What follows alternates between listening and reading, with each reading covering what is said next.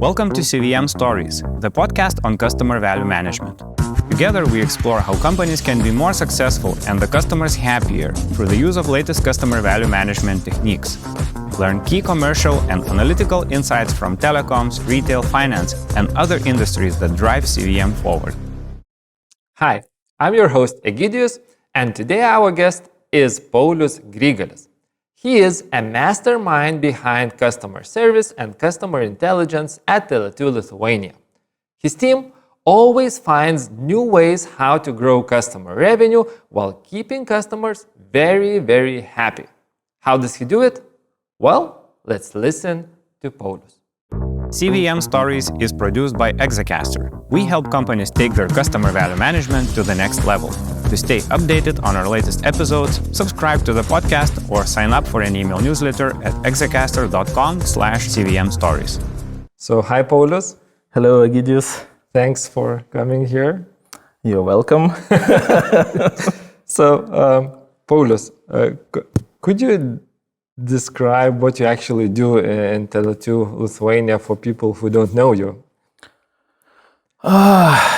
Actually, currently I'm managing client intelligence and client service department, so to call. So basically, quite two different and quite independent units.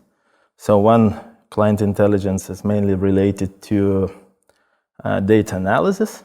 So basically, it consists of three main elements. So client intelligence and analytics. Purely working with commercial pricing, customer-based management, related to products, their pricing, and etc. And BI unit also, as a part, is working with data infrastructure, legacy systems, reports, dashboards, etc., and providing the insights for all organization. And then we do have, so to call, data science and project management unit that consists of one FTE, one guy, Gediminas. And then, so this is kind of, and also what is really interesting, that within the client intelligence and analytics, we have incorporated also win-back operations. So we get the instant feedback on our pricing, value proposition for the customers, etc., etc. So basically, this is one very important and big part of our organization within Tele2. And the other part that I'm actually managing, working, is client service. Sometimes we do call that as a customer operations. So it means that client service, contact center, first line, second line, etc. Mm-hmm. So basically, that's briefly what I'm doing. This is, I would say, your position is pretty unique in the market. It's not so common that customer-based management, data analytics, and all that part is combined with customer service. I believe this is a very good combination. But what was the path from Tele2 side? Why did they combine like this, and what benefits do you see here? I will be very frank and honest with you. I don't know. Okay. Because I used to be a pure retailer. I've been working for many years in Statoil. Now it's Circle K, Statoil Fuel Retail, etc. Then moved to Rate and Convenience, then moved to UK to work for Maxima startup regarding retail operations expansion in UK. And then people brought me back to Lithuania, to Tele2, to telco industry. That was a hell of a shift for me. Mm-hmm. And actually then I saw, client intelligence and service unit as a one. And for me, it's naturally was a thing that, okay, that's probably a common standard within the telco industry. And only then, when I've started working within this field and start digging into the things, how usually it should be done within this area, only then I've realized that it's a bit different from other telco companies. Even though we do have Tele2 in Latvia, Estonia, or Sweden, for example, they have completely different setups. Mm-hmm. But to my mind, some time ago, it was a very wise decision, because the practical aspect and the most beneficial one is that you get an instant feedback from your inner department on all the commercial tactical actions that you are deploying on your customer base, products, processes, etc. And usually what happens with the different departments, you collab with sales, product marketing, people usually tend to overreact about your work sometimes, in a good way or bad way, but when it's within your inner department, you get the feedback that is very open and transparent. You've done that in a wrong way. That's not working, that's shit, we have to change that. So basically the feedback and the communication is, I think, the core element that actually helps us to move forward a lot. So how are these challenges actually, how do you solve them on your daily routine? So basically, how does your daily life look like when between those two very separate departments? I would have to emphasize that even though it's under my umbrella of client intelligence and client service, these two departments are still very separate ones. The only common link is the manager. It's in this case, it's me, because we are not trying to mechanically combine those two. So the main emphasis of that is a clear communication and transparent communication in between the same department. So that's one thing. What is different, I'm not sure about telco in general, because I've been working only at Tele2 and I haven't seen how people are working in other companies, but we do work in segments. It means B2C, B2B, and prepaid. And technically, all those problems are being solved over there, because there are probably 5 or 6 equal partnerships that are playing vital role within those segments. So basically consist of sales, marketing, retention process managers, data analysts, client service. Basically, all the main functions are working within that segment. And if something is arising, within the products and etc., they're basically sharing their feedback and solving over there. If I'm aware of some of the mess, then it's probably usually a bigger problem that you have to solve on a higher level, so to call. But basically, we have a very decent and open-minded people in Tele2, and somehow I haven't seen too much problems in product launches, etc. Because usually everyone at the beginning is a bit unhappy about something. But in Tele2, we have not too many people working. We are saying better than nothing, We are launching and then we are fixing. So when people know and understand that approach, they kind of takes way more easier those problems and are eager to solve them. Okay, can we dig a bit deeper here, because there are some few very important aspects. So, customer-based management is a super cross-functional role. We tried to calculate, it's maybe 10 or more functions that you need to combine. It's like pricing, product, part intelligence, part communication, everything. It's kind of done like this. And you said you are working in segments like B2B, B2C, etc. So do you have fully how do you organize your teams? Is it like a fully cross-functional team, or is it like somehow you kind of cherry pick the functions? Well, basically all of the teams are quite dedicated. I would say we have a prepaid team that are working with customer-based management, pricing initiatives, marketing messages, etc. Then we do have B2C team, and then we have B2B team. But for example, we have some positions like a hardware data analyst who manages all the MBOs, for example, for the hardware. So she's working with all the segments, because the product by itself is relatively smaller than, for example, mobile voice that we do have in prepaid, postpaid, or B2B. So basically, those teams are separate, but we are combining in that way that if someone would leave, we can easily change. And we have one unit manager that I'm extremely happy about, and her role is actually to see what are the possibilities in B2B. If they've done something very good, she can easily transform that into the B2C or prepaid and vice versa. Okay. So if I understand correctly, your segment teams, they have all, kind of basically all capabilities to do everything inside the team? Yeah? Yes. And you also have a dedicated person who is actually overseeing the know-how transfer as well. And you are talking a lot about the communication between people. So this is a super cross-functional role. Communication is crucial. How do you make people, to communicate and collaborate? It's we've changed actually recruiting process. Okay. And there are two main aspects and competence that we are looking for. Mm-hmm. So the first one and the major one, in general, I think it's the most vital for the all business itself. Mm-hmm. It's communication. Okay.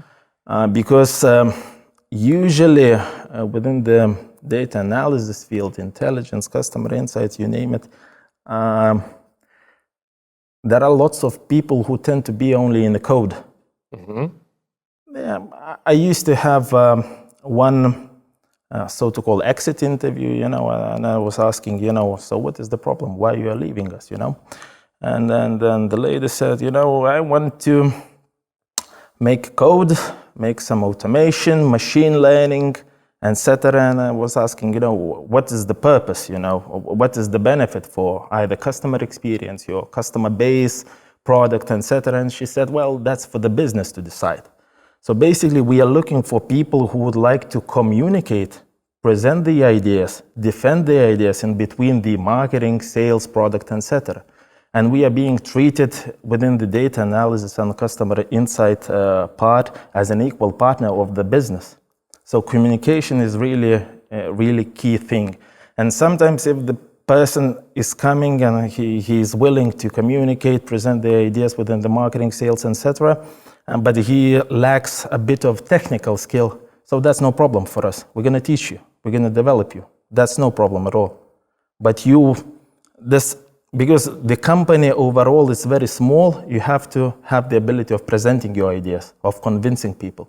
So that's one really important competence that we are looking, an aspect that we are trying to capture. And the next thing is I'm always asking the question, what is for you the most important thing to work within the data analysis field in order for you to be successful in Tele2? Okay. So what is the answer, Gideon?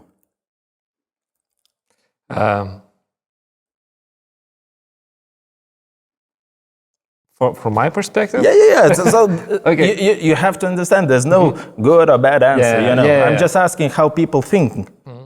No, so, from my perspective, I am always looking how to, use data to solve customer problems. If I am solving customer problems, I know that I am contributing positively, either both to the customer and to the business. So that would be my perspective. It's like why I am so keen into the data, because I see the problem in data, and then let's go and help to fix the problem. So okay. The right answer. We are hiring you.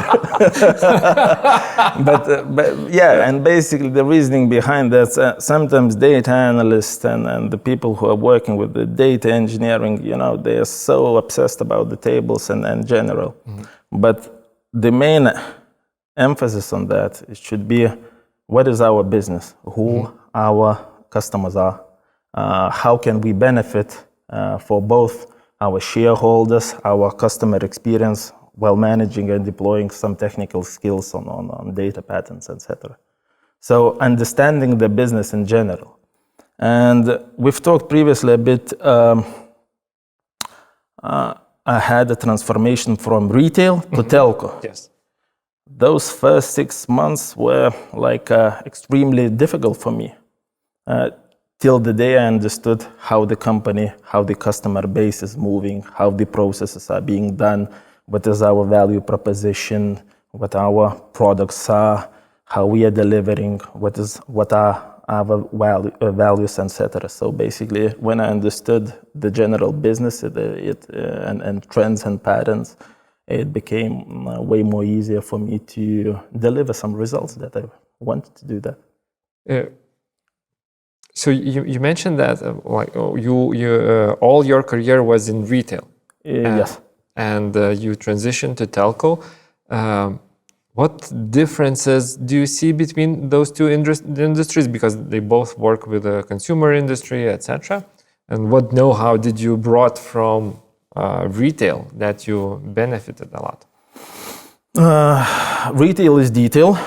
So basically, telco differs probably one of the main aspects and key differentiation points is that retail is extremely low margin business. So every mistake counts. Okay. And because it's gonna have a big impact on your P&L if you make a bad decision. Whereas in telco, that's quite profitable industry, I have to say, while comparing to the retail. And you can deploy more actions without a fear that you're gonna make a mistake. And in that sense, I think telco is way more faster, way more quicker than retail. Because in retail, everyone is thinking, I'm gonna do that, but if we're gonna do the wrong decision, it might cost us too much. In terms of what I've brought, not really sure. But basically, I have the mindset that I have to adjust. As a manager, you usually have quite a lot of people that you have to take care of. So basically, I'm only one. So basically, it's way more easier for me to adjust to some people rather than trying to adjust all the team towards me. So, don't know what to add more. Okay. Sounds good. Let's move a bit deeper into, let's say, how your segment teams work. So if I understand correctly, basically a segment team is responsible for this customer specific segment, value creation for that specific segment. Yeah. So if we take B2C, yeah.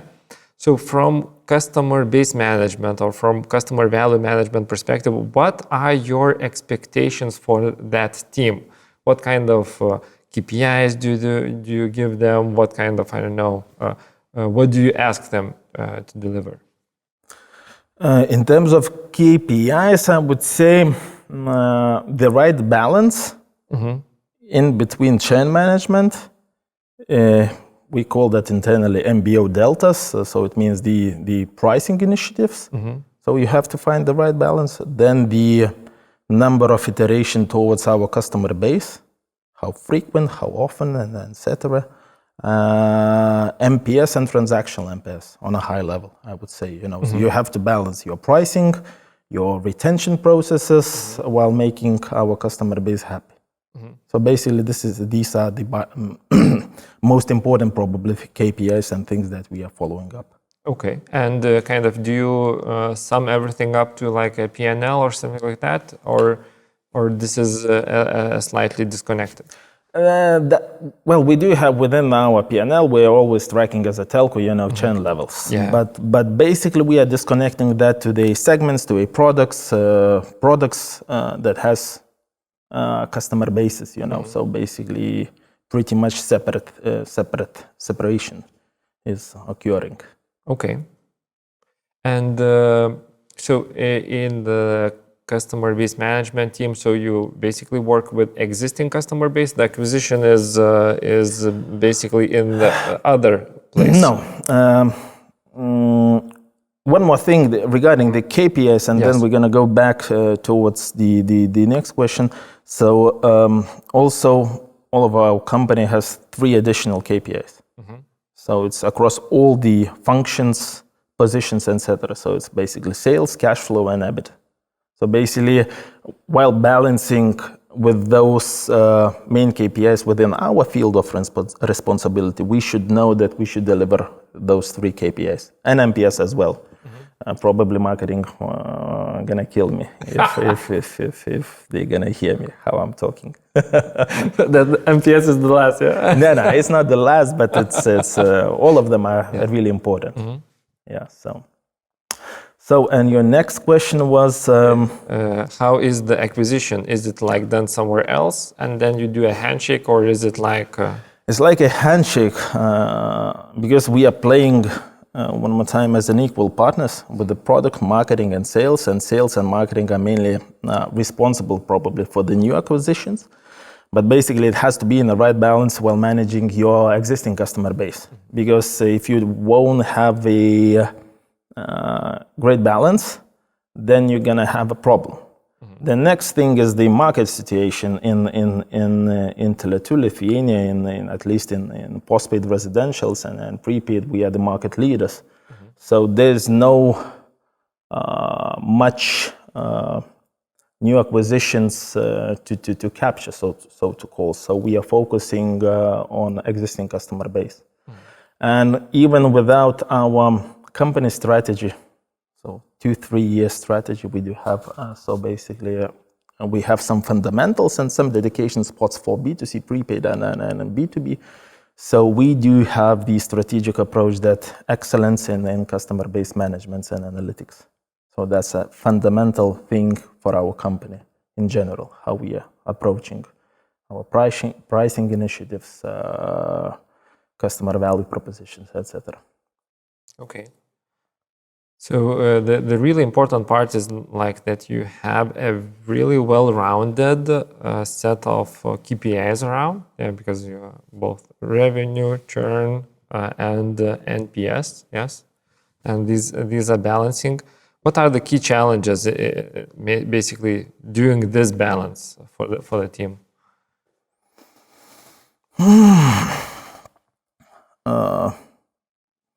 The main challenge that if you push too much on churn, then you're gonna have some problems with your sales. Okay. And because we are at the levels of something like 8.5%, annually. So basically, you can push down, but then what you're gonna lose all of your iterations towards your customer base, because the less you communicate, the smaller churn is. So basically, you have to balance in between upselling your customer base, putting more value on your customer base, and managing the churn. So basically, like we are saying, we would like to have 8.5, but if we see that we are capitalizing on sales growth and we are increasing our churn to 8.7, it's not a big deal for us. We have the right approach, with no, we don't have such thing as 8.5, and that's everything. But 8.5%, this is annually, yeah? Yeah. This is extremely low. It's like now Latvia beat us. Really? They have even lower. Oh my God! But if we go to the monthly, it's like 0.7, something like that. It's something it's like oh my God. Probably 75% of mobile operators around the world would like to exchange with you those numbers. Yeah. But basically, I think in Lithuania, I'm predicting that more or less all operators telco operators has pretty much same level of churn, and that's mainly due to one word that is binding, and how we are dealing with those bindings. For example, Estonians colleagues doesn't have bindings, and that causes a higher movement in between customer base across all the telco. Okay. Now, So you have really good churn levels, let's say, and you're running many iterations. So when you integrate customer service with these segment initiatives, yeah. So what kind of key challenges do you see here, and what are the major, let's say, good things that you get out of this collaboration between those? Let's go into client service into two units. So client intelligence and analytics unit has also the part of win-back operations. So I would call that half of the sales, half of the client service, So basically this is the extremely good and transparent way of understanding your competitors' pricing and understanding what is happening within the market. And whenever you deploy some sort of the new MBO towards your customer base, you get extremely instant feedback because when the customer is churning, win-back is calling. Okay. So that's one of the also very interesting and good things that we do have. How do you incorporate this feedback back to the segment team? Because this is kind of, this is such a rich source of information. But basically, sometimes we are thinking that it's something very complicated in terms of structure, etc., etc. You have to communicate. But that's simple thing, If you are not saying, some of the things that are happening in the market, so how can sales or marketing knows that? But basically, as we do operate within the segments, and for example, our client intelligence and analytics unit manager with her retention process managers are working within those segments, and they do have constant meetings and feedback sessions with the win-back. They are transforming that information like that. Okay. Also, everyone is getting weekly reports about our positions in the market, etc. So basically, there's no magic formula. Just we are communicating. Well, the magic is that the information moves. Yeah. In many situations, this information does not move. But basically, one core element that probably differs from maybe other companies, I'm just guessing, I don't know, that we are an equal partners together with marketing, with sales, with product. And basically we are, people are hearing what we are saying, and they do acknowledge that we do have experience, skills, and that we are willing to help them. Because no price initiative is going to be approved by our CFO if, for example, sales and marketing says we want to do that. But, for example, client intelligence is saying that, no, we don't want to do that because it's going to harm, and etc. Till we are not getting, as a management, that common agreement in between partners, then we are not approving that. And that information, for example, from win-back operation helps us a lot. Wow, it seems like such a simple truth, but... Yeah, but there's no magic. There's no magic. Okay, let's move a bit more to the data insights or customer insights. So what role do this team play within the organization? Can you be more specific when you are talking about the data insights? So everything what is related, let's say, to the customer insights, etc. So I assume that you have data analysts or data scientists in your segment teams.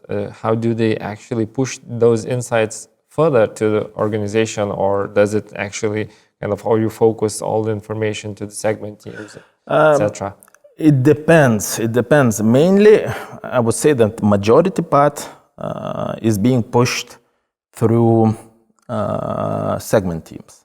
But when we are launching some new products, for example, we are now focusing quite a lot on our OTT service Go3, We've just got a new batch of information that now we understand what is our customer profile, what is being watched, when it's being watched. Then we are presenting that to all the organization and spreading around that. So it depends. For example, we have lots of focus on our mobile broadband category that is still growing quite fast. So we are doing some annual meetings with all the organization and presenting what products people are buying, what is our profile, et cetera, et cetera. So it depends on a larger scale, and in terms of new products, we are doing that broadly for all the company. But if some, if you are doing some sort of the promotions towards your customer base, then it's kind of happening within your segments. Okay. From the data usage perspective, you mentioned multiple times that Tele2 is a small company, but somehow you managed to be extremely innovative in data itself, because I don't know, Tele2, I think 13 years ago, were the first company in Baltics probably that had a production Hadoop cluster. At that point of time, the big data buzz was happening, etc. So how important is this kind of data usage in your organization altogether, I would say? And could you provide some examples where data insights actually helped you to step up? In terms of role within the organization, so there would be probably 3 or 4 layers. So the first one, Tele2 Group has recently changed their values, their core values. And one of the core value is insight-driven. So it just for you to understand what is the approach towards data usage, insights in general, in all the group.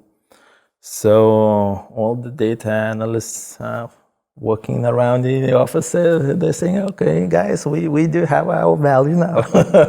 We have a special value now. Yeah. So that's one thing. Then we do have on a management and segmental level the strategy for the next 2-3 years. And as already mentioned, we have fundamental things that we have to capture and always follow. So one is data analytics, excellence in data analytics, and then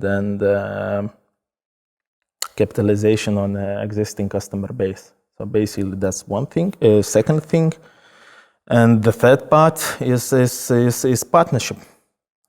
Partnership in between segments. And the fourth thing that usually companies, it also happens sometimes with the IT managers or directors, etc.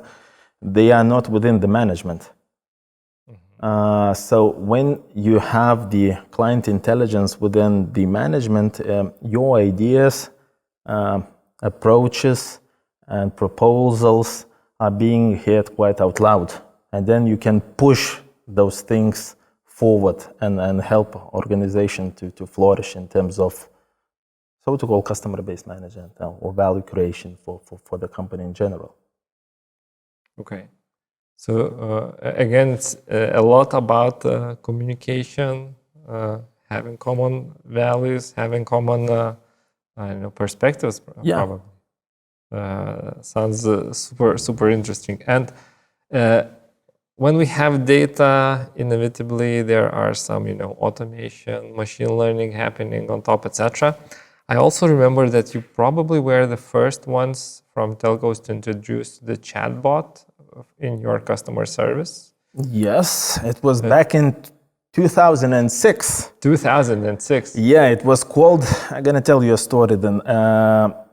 This is probably the main thing, okay, going to go back. In 2006 or 2008, we've launched, Tele2 launched, I was not working over there. We've launched the chatbot under the name Ruta. Okay. And actually, it was running for some time, and then it was killed because at the time, it probably for Lithuania, it was a bit too early.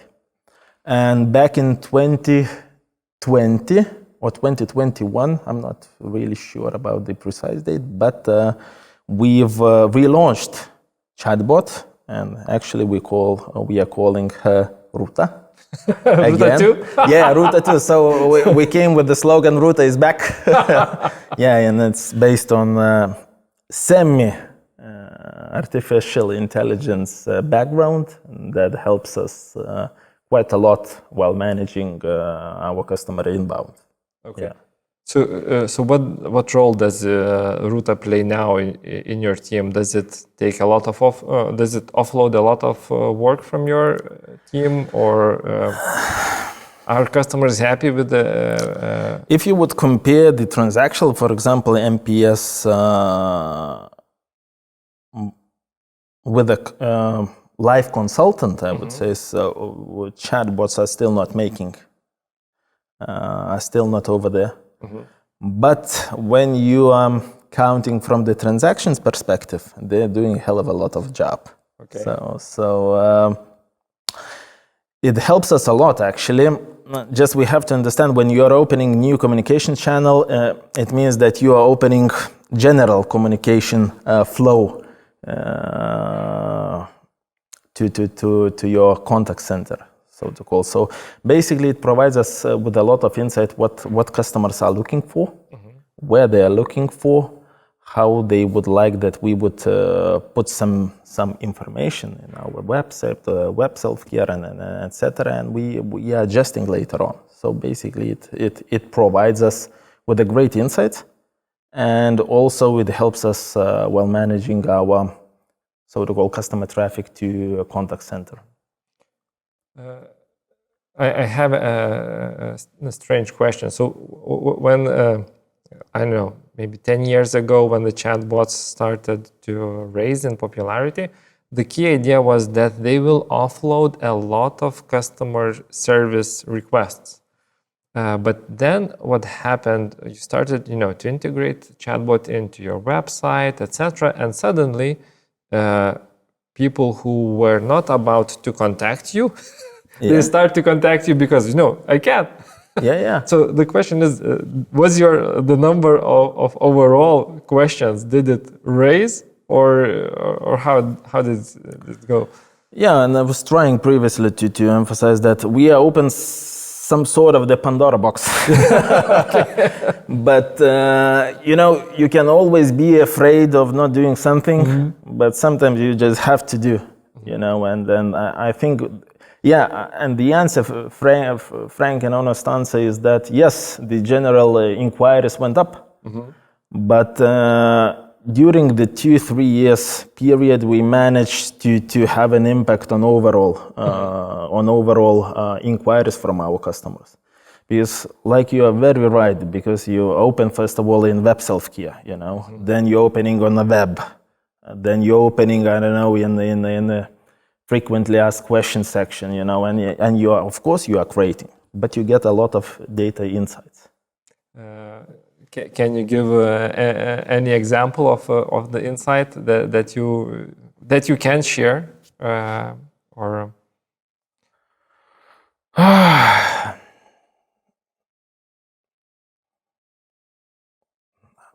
The standard questions, we've shaped slightly our builds, I would say, how we present them. Then we got some questions that we couldn't answer, for example, and we incorporated the dynamic data into the chatbot that we've noticed. For example, that's the simple things. What is my credit limit, etc., etc. So you incorporated that in the real answers. Yeah. Wow. What were the challenges here? Because you are asking about the challenges, but these are very specific questions. So should be dedicated to my team. I got the very nice presentation. We solved it. Okay, gotcha. I don't know, maybe this question is also for your team, but maybe you will be able to answer. So ChatGPT, yes, it's like a really, really kind of promising thing, large language models. You can kind of understand the context much better. Are you planning to incorporate this into your Ruta? For the time being, we are focusing on our internal channels. For example, we've launched that Ruta or chatbot on our internal information system that is called Sabio. Now we've launched that towards our career page. People are having some questions that we can answer. So we are now deploying all those chatbots infrastructure towards our inner side, and we are looking around the corner what is happening around in the world. Because I've asked my team, should we do something with the ChatGPT? There's the big fuss is going around. We have to be first, But the main challenge for the time being is a bit language, related to the Lithuanian language. What I've heard, and we are looking to the possibilities of voice to text, that we can transcript all the conversations in between consultant and between the customer, and create some databases with some sort of the insights and patterns, etc. But we are still in a investigation form, I would say. We are looking at all the possibilities. And from the chatbot perspective, so it is obvious to solve, customer service part, kind of to add there. But do you see opportunities to incorporate customer base management activities into the chatbot itself? Like a separate channel, etc. Do you see opportunities there? We are working on our price plan prolongations. We have already incorporated our hardware sales over there. But the hit rates I would say so far are very low. But we are working towards that. But how does it work? Like, hey Ruta, could you recommend me a best device? Yes. We are looking what in terms of those devices, what our promotions are, and when we are offering like 1, 2, 3, options. And something, if something is not happening after some processes and patterns, it is being shifted to the live consultant. Okay. And by no means, even though we have a quite sophisticated system, artificial intelligence, blah, blah, blah, but behind that we have communication and people. Yeah, which are absolutely amazing because they can solve your problems. Yeah. And I was wondering, are people already kind of prepared to start talking with those chatbots? Because kind of my personal behavior several years ago was like, if I see a chatbot, I search for the shortest possible path to get to the live consultant. I think in terms of our general flow to Tele2 from our customer base, now the chats are taking about 18% of share of inquiries. Let's define that way. So, and we are using, Viber, WhatsApp, Signal, Messenger, etc. I think we are on the edge where everyone is chatting, and I think it should be not the total future that we're gonna change and shift all the client service, but it should be over there as a hygiene. You should have that. Now we even incorporated our chatbot into the Facebook Messenger. That is managing Tele2 Lithuania page, because we used to have marketing agency that was calling to our PR department asking how should we answer and all that stuff, and our chatbot has all the infrastructure at least to answer all the primary questions and to do that instantly. So basically it plays a vital role as a part of the puzzle, But I'm not seeing that, at least for the time being, that it will shift all the customer service, by no means. So it seems that the infrastructure for the telco is large and it is expanding. Yes, yes, yes, yes. Okay. Maybe we talked about many different parts. If we come back a bit and take a look at where is the customer base management and customer service going to the future, what kind of industry trends do you see from your perspective as a manager? Maybe not in the details, but from the higher level. In terms of customer-based management, customer insights, and data analytics, there's lots of buzzwords that are talking about, data mesh, self-service, real-time data,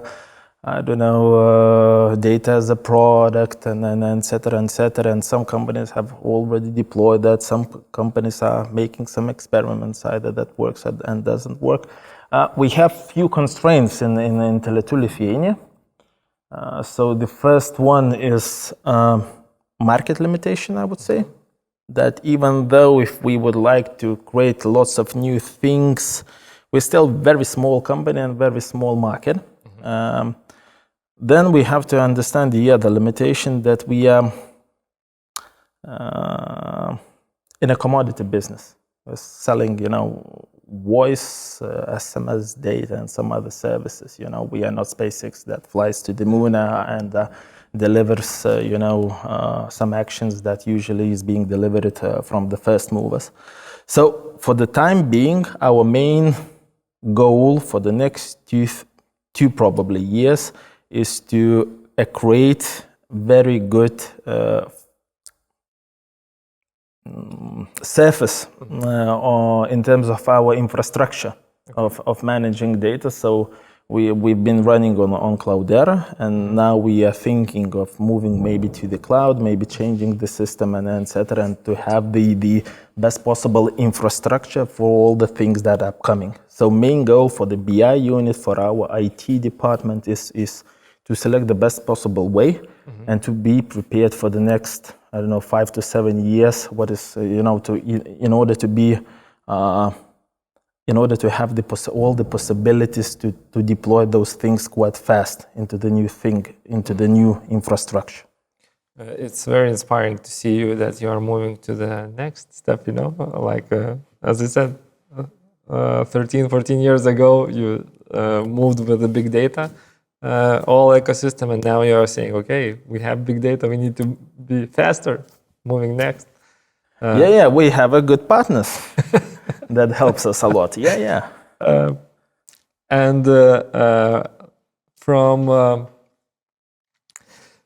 From your perspective, yes. So you have quite a lot of things on your plate. How do you keep updated, with everything what is happening around? You mean like where do you get the inspiration to do the next thing, etc.? I would say that it should be probably 3-4 main elements. So you should rely on your partners that are helping to work for you with the data. Then you have to use other countries' experience, Latvia, Estonia, Sweden, for example. Then you have to go to some sort of the conferences that you would like, to go. And then you have to push your people to go to the conferences and all, workshops and etc. And actually share that feedback, communicate, what is happening over there, what is happening over there, and then you somehow cherry pick what is the best for you. So basically, the 4 or 5 main elements that I try to use. And actually, I don't read books. But I read lots of various articles in all the. And somehow, for me, book is quite usually it's a bit longer, takes more time. I'm very impatient in a sense, so I concentrate a lot on reading various articles.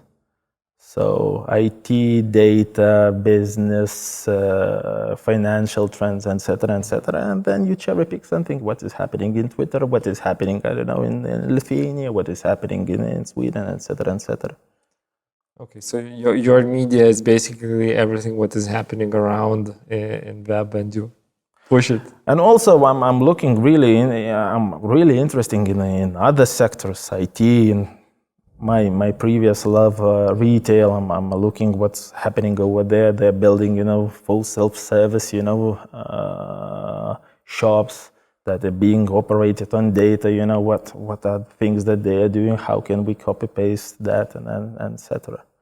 But going back, that's about the future. Now our main focus is upgrading infrastructure in order to be ready for that future. Okay. And you talk a lot about the team, that you trust the team, that you kind of try to build the team which communicates a lot. Could you give us some, I don't know, secrets? How do you keep those teams motivated? Because when we talk with your teams, they are very, very driven. It's like it inspires a lot. You have to listen what they want to achieve, and then you have to slightly move them to and align that with the strategic goals of the company, and you have to rely on them, give the credit, and let them flourish, because basically, I'm not the manager that goes into very much details, I'm not judging if you are making mistake, I'm letting you do the work that you want to do, We have, of course, some priorities, some general KPIs, but I think, especially nowadays, people like that freedom. Like when the manager believes in you, gives you a support. Sometimes, the best motivation is listening to all of your problems, supporting you while solving those problems, but not showing how to, decrease the churn by 1%. They know that. Okay. I'm not sure if that makes sense. No, it perfectly makes sense. It's really interesting to listen to the perspective. It's really inspiring. And basically, you have to always show the attention to people, because especially nowadays, when you are working with a bit younger generation, sometimes, they are very motivated when you ask, how was your weekend, all those soft talks, etc. They're quite relaxed, they are quite happy that you're interested in, but really, honestly interested in, I'm doing sometimes sports with them, and etc. Yeah, even though I don't look now. I'm very, very fit one.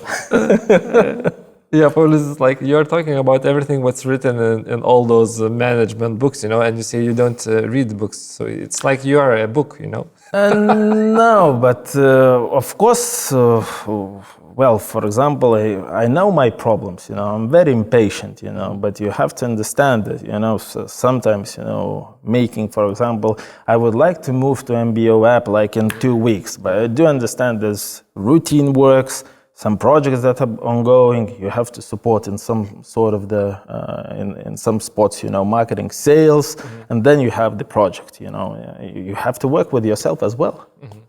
So, yes, I want everything fast yesterday. That's normal, But you have to understand that there's only technically 8 hours within your working day. So, again, you have a lot of things going on. Managing 2 very, very different departments at the same time. How do you balance your, personal and professional lives? How do you refresh yourself? It's like I have the perfect work-life balance. How? What do you do? Again, the difficult part is when you start your broad position. So the first 1 year, half a year, it's really difficult. When you deep dive into everything, when you ask lots of questions, when you get lots of information about, for example, client service that I've never been working with, yeah? So you got, and then what is the main goal for you is to put 3-4 main priorities. Okay. You have to always understand that you cannot do everything. You have to focus on the things that are really making an impact. So basically, the same with the client intelligence, the same with the client service. So the first 1 year, you don't have your personal life. Well, of course, you do have them, a bit overwhelming, but you're working quite a lot. But when you set your clear priorities, when you understand where should you shift your organization, then the next thing is the right people. So when you find the right people for those priorities, then it's becoming way more easier. So basically, within all the unit that I'm managing, we have a focus of from 1 to 2 things what we have to really achieve within 1 year period. Mm-hmm. And that's it. All the rest are like natural routine processes that should be done inevitably. Okay.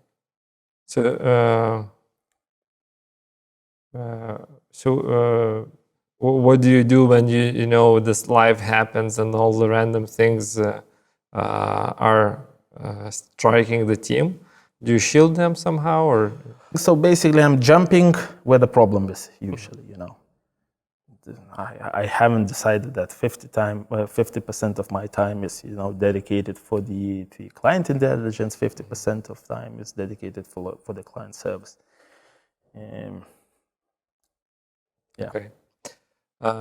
So wrapping up our discussion, I have 3 questions that we usually have for our participants. So question number 1 is, what would be your proudest career moment that you would say, I'm really happy that we achieved this?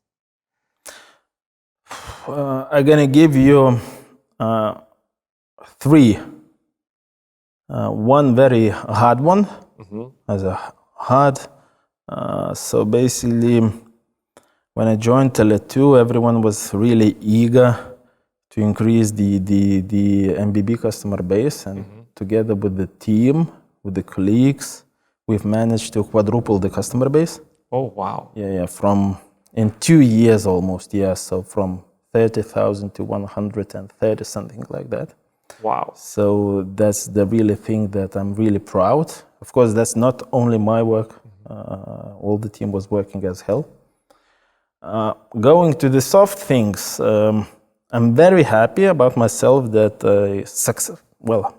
at least I'm thinking that I've successfully made a transition from retail to telco, because it's really different.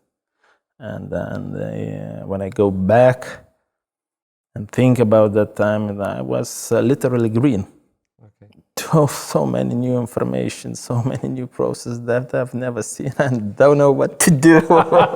It was really, really a big thing for me. What kept you going at that time? You're going into a new position, and there's a sales process in between, your employee and the employer. So basically, my previous manager, will you be able to do that? Yes. So when you're committing, you have to deliver. So, okay. And basically telco is very interesting, and everything is new. I'm very curious. Responsibility to deliver, walk the talk. So, and the third that I'm extremely proud thing is that we used to have quite a high turnover in client intelligence, data analysts, and etc. So I'm really proud that probably it's for the past 2 years that we almost don't have any voluntary turnover within the department. We had only 1, and we had 1 promotion. So out of approximately 18 people, I'm really happy about that. Because stable, good team is a really crucial thing for in order to be successful within the business and within what we are doing. Wow, everything sounds very inspiring, you know? Later on, we're going to write a book. Yeah, I think you would have things to tell, you know? Maybe. So these are super inspirational things. Can you share, you know, some horror stories that you can laugh now? Of course, I had bad moments in my career life. You know, I've even cried. You know, but that was the mistake that probably I've learned a lot. Is when I was working in one company, I was very young, second or third year student, and had a negotiation with one partner and made an error within the Excel. That cost for that time for the company about 100,000 liters. It was liters. Oh my! On an annual basis, not monthly, but annual basis, and I was really red. People were yelling at me, and from that time, actually, I was thinking that I'm gonna be fired, and I was thinking what I'm gonna tell to my environment. You know, you made a stupid Excel mistake, and etc. But actually, then I've learned that to pay attention to details, and you know, I have sometimes.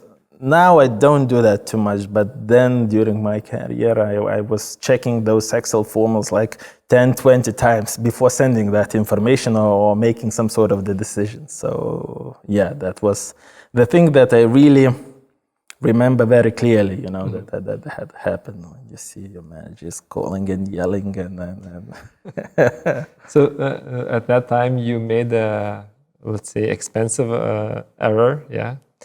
And how did the managers actually handled the situation, and how are you handling similar situations with your subordinates? Are you yelling at people? Yes, of course. I'm torturing them, yelling, running, you know, and basically at that time, you know, my manager asked some questions. Then she understood that I made a mistake, and then she handled everything with the supplier, explaining probably that I'm still a junior and etc. etc. Got some lessons that, you know, you cannot, if you do work, concentrate on that work and do it properly. So that's also a very good lesson that I got, and actually I really still till this moment appreciate that boss that actually learned me a lot. And yes, and talking about current perspective, you know, well, we do sometimes, you know, mistakes, but then we are sitting in a meeting looking for the roots for that mistake and looking how not to repeat that mistake. But yes, if the person is, you know, repeatedly continuing those mistakes, then we are saying goodbye. Okay. And the last question for you. You said that you are not very into the books, but yes, maybe you can recommend some other sources that you actually like. I don't know, some people to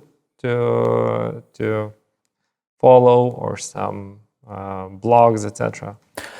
Even though I'm saying that I'm not reading too much of the books, I've read few.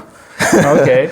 So previously we were talking about the what competence do we require and we are looking for while recruiting people. So I would say that there's one really good book that is talking about customers' behavior. Mm-hmm. So it's called Why We Buy. Why We Buy, okay. Yeah, it's not a big book, but actually it has few releases. I'm not recalling the precise name of the author, Paco Underhill probably. But if you're gonna Google, you're gonna find that definitely. So it shows how people are behaving while purchasing any good. So and then it gives you a knowledge how people are thinking and how for you to be successful within the business while looking how to upsell your customers, etc. Okay, thank you. I will definitely read this book. So thank you, Paulius. Thank you, Egidius. It was a pleasure to have this conversation. Pleasure to me.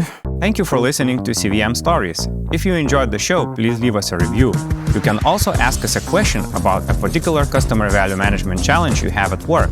We will happily ask our experts to tackle your challenge in a future episode.